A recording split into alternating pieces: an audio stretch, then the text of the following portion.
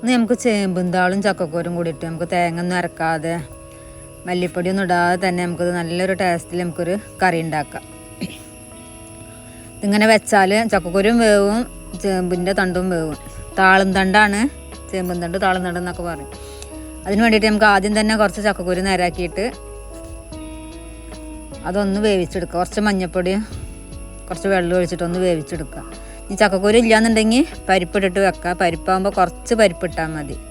ചക്കക്കൂരാണ് ഇതിന് കൂടുതൽ ടേസ്റ്റ്.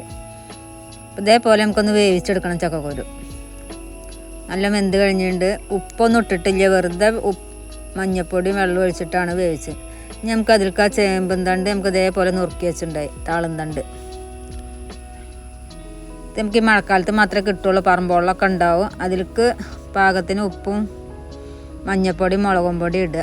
കുറച്ചും കൂടി വെള്ളം ഒഴിച്ചിട്ട് നമുക്കൊന്ന് വേവിച്ചെടുക്കണം. അപ്പോൾ പുളി ഇപ്പോൾ ഒഴിക്കരുത്. പുളി ഒപ്പം ഒഴിച്ചിട്ടുണ്ടെങ്കിൽ ഇത് വേവില്ല, വേവാതെ പോലെയൊക്കെ എടുക്കുള്ളൂ. അപ്പോൾ നമുക്ക് കുക്കറിലാകുമ്പോൾ നമുക്കൊരു 5 മിനിറ്റ് മതി. നമുക്കിത് പെട്ടെന്ന് ഇതാവും ചെയ്യും. നമുക്കിത് നല്ലോണം വെന്തിട്ട് നമുക്കിതിൽ പുളി ഒഴിച്ചിട്ടുണ്ട്, കുറച്ച് പുളി ഒഴിച്ചിട്ടുണ്ട്. അപ്പോൾ ഈ പുളി ഒഴിക്കണത് വീഡിയോയിൽ കിട്ടിയിട്ടില്ല. അത് പുളി ഒഴിച്ചിട്ട് ഒന്നും കൂടി തിളപ്പിച്ചെടുക്കുക. നമുക്ക് അതിലേക്ക് കടുകും വെളിച്ചെണ്ണയും വേപ്പിൻ്റെ ഇലയും കൂട്ട് ഒന്ന് വറുത്തിട്ട് കൊടുക്കുക. അപ്പം നമ്മുടെ താളും തണ്ടിൻ്റെ കൂട്ടാൻ ഇവിടെ റെഡിയായിട്ടുണ്ട്. ഒരു 5 മിനിറ്റ് മതി നമുക്ക് ഈ കൂട്ടാൻ ഉണ്ടാക്കാൻ. ഞാൻ ആർക്കെങ്കിലും താളും തണ്ട് കിട്ടുകയെന്നുണ്ടെങ്കിൽ ഇതേപോലെ ഒന്ന് വെച്ച് നോക്കി. എല്ലാവർക്കും ഇത് ഇഷ്ടാവും ചെയ്യും. കർക്കിടക മാസത്തിൽ എന്തായാലും ഈ താളും തണ്ടൊക്കെ കൂട്ടേണ്ടതല്ലേ. അപ്പോൾ ഒന്ന് കിട്ടുക ഇതേപോലെ ഒന്ന് വെക്കുക. ഇനി പലരും പല രീതിയിലാണ് വെക്കണവർ.